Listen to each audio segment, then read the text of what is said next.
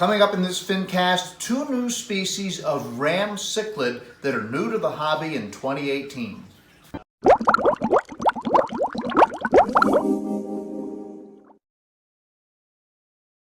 Well, I actually have worked with public aquariums for about 7 years. I work now in the Florida Keys at several facilities, and then my own personal tanks, I have a 5-gallon and then a 45 tall. Honestly, I'm used to very, very large tanks, like 650,000 tanks, so I'm actually new to these smaller tanks. And my BioCube has been giving me a little bit of issues just because it's a bit of a difference going from treating a large tank to such a tiny thing, and this seems like the perfect product for me.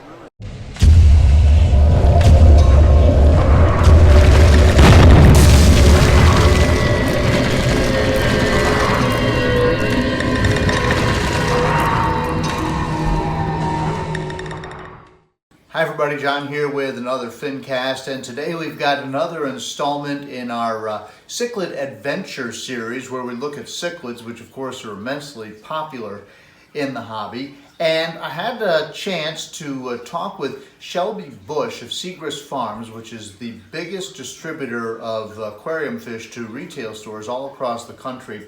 And they were recently at a show showcasing 2 new species of ram cichlid. Of course, everybody loves the little rams because they're a cichlid that you can keep in a community aquarium, and you don't need a huge aquarium to keep them. They're relatively peaceful. And so the species that we'll be talking about today are pretty much going to be similar to any other ram cichlid that you might see. These are just a different color. And we're talking about the black ram and the blue frost ram. And Shelby Bush is going to tell us a little bit more about them. Oh, they're incredibly popular to begin with. You know, rams are a perfect cichlid for the community aquarium. You're just looking for that extra pop of color, something to top off your aquarium, and rams are great for that.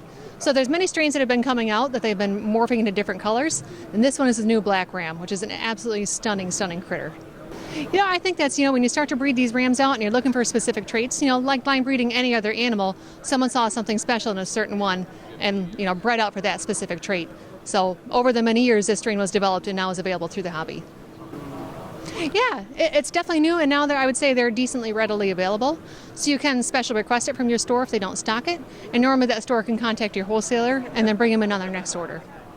These guys are raised in about 7.2 to 7.4 and a lower TDS, I'd say around 200 to 300. So they're really kind of that perfect neutral water system. They can tolerate a little bit harder water up to about 7.8.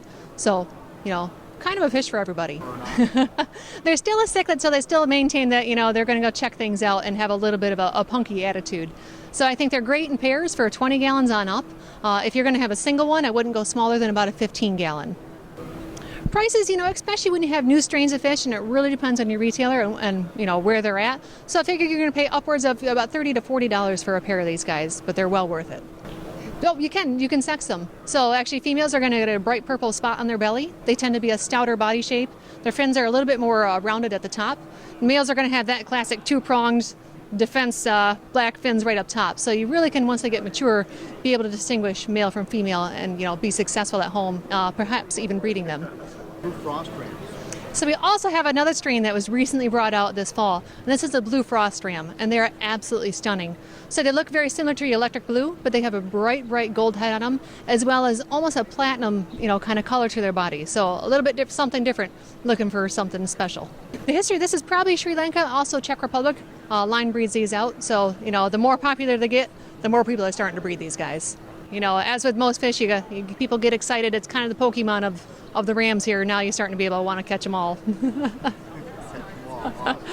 As long as you have a large enough tank, 29 may not be big enough for 2 pair. If it's heavily planted, you may get away with it as long as you have substantial cover.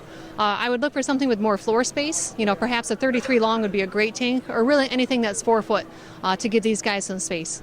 The great thing about these tank-raised rams is that, over in the Amazon, you can get some very low pHs that are difficult to control in the aquarium. So when you get a solid tank-raised strain like this, these guys can tolerate a very good neutral aquarium water to a slightly alkaline. So anywhere from 7.0 up to 7.6 comfortably. Take your time acclimating them, and you should be successful.